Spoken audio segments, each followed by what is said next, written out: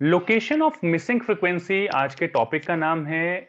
दो एग्जाम्पल यहाँ पर लिए हैं जिसकी हेल्प से हम आपको बताने की कोशिश करेंगे कि किस तरीके से आप जो है लोकेट कर सकते हैं मिसिंग फ्रीक्वेंसी।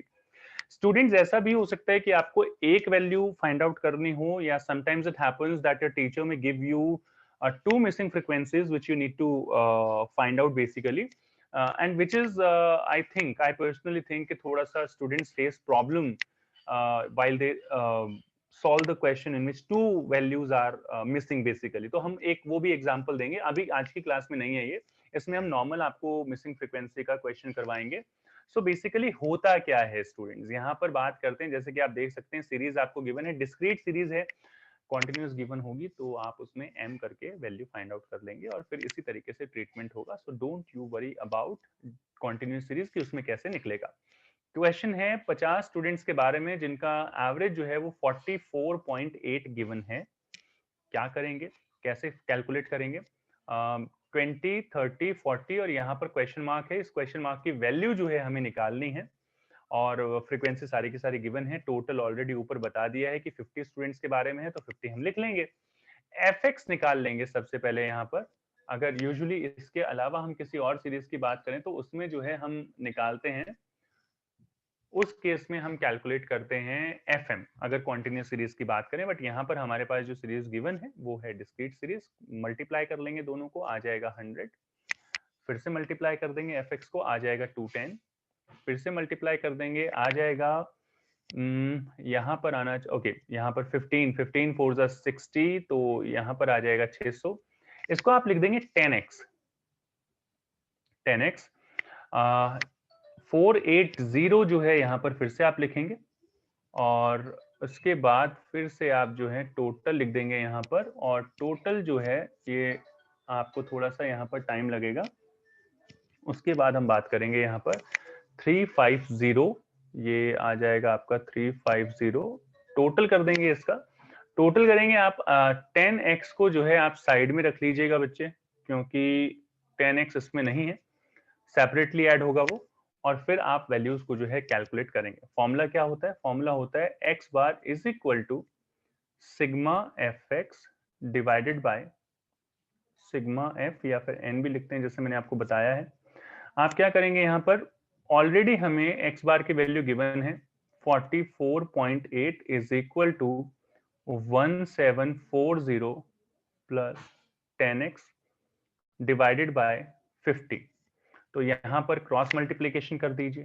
क्रॉस मल्टीप्लीकेशन करेंगे तो आपके पास ऑलमोस्ट आप क्या लिखेंगे भाई, यहाँ पर आप लिखेंगे 44.8 into 50 is equal to 1740 plus 10x।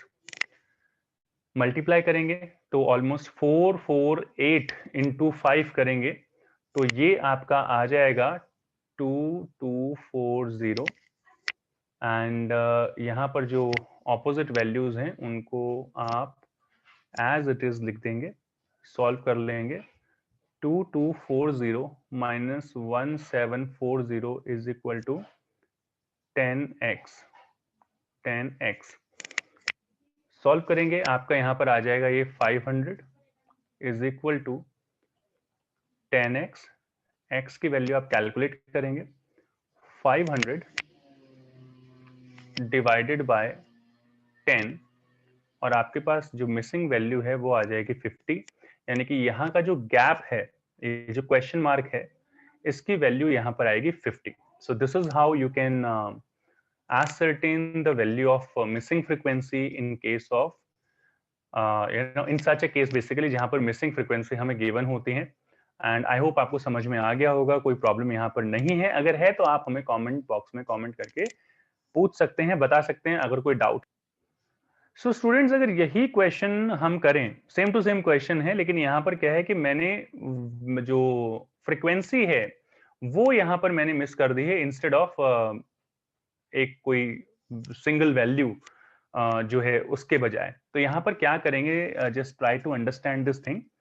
यहाँ पर भी सेम टू सेम वही चीज करेंगे। सबसे पहले हम क्या करेंगे भाई, क्वेश्चन सेम है लेकिन ट्रीटमेंट भी सेम है, बस ये है कि थोड़ी वैल्यूज अलग हो गई हैं।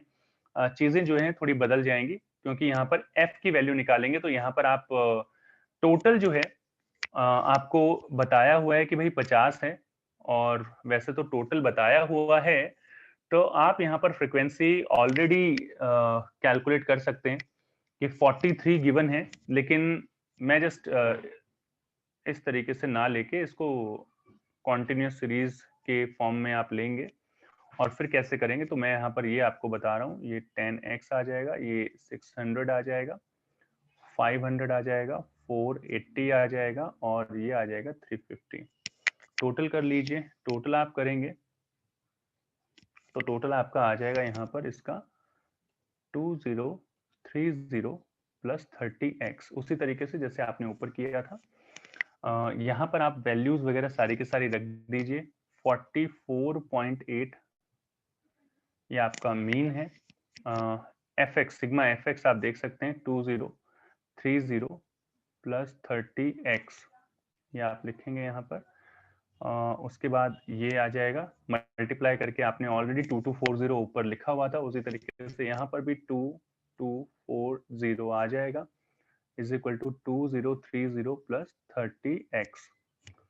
यहाँ पर 2240 minus 2030 is equal to 30x। दोनों का आप डिफरेंस लेंगे यहाँ पर, तो that will come 210 is equal to 30x, और यहाँ पर जो x की वैल्यू अब आप निकाल पाएंगे दैट विल बी, यहाँ पर इस तरीके से आप निकालेंगे, दैट विल बी 7। वैसे तो काफी आसान तरीके से आप 50 गिवन है तो उसमें निकाल सकते थे, बट अगर आप टेक्निकली पूरा का पूरा फॉर्मूला लगाएं और फिर कैलकुलेट करें, फिर इसको फाइंड आउट करने की कोशिश करें, तो कैसे कैलकुलेट करेंगे, this is what I have told you right now. And I hope दोनों ही केसेस आपके समझ में आए होंगे। कोई प्रॉब्लम है आप हमें चैट सेक्शन में, कमेंट सेक्शन में कमेंट करके बता सकते हैं। बाकी नेक्स्ट वीडियो तक वेट कीजिए, मिलते हैं एक और वीडियो में। Till then, take care and keep watching Manoj Jangir classes. Thank you all of you for giving your precious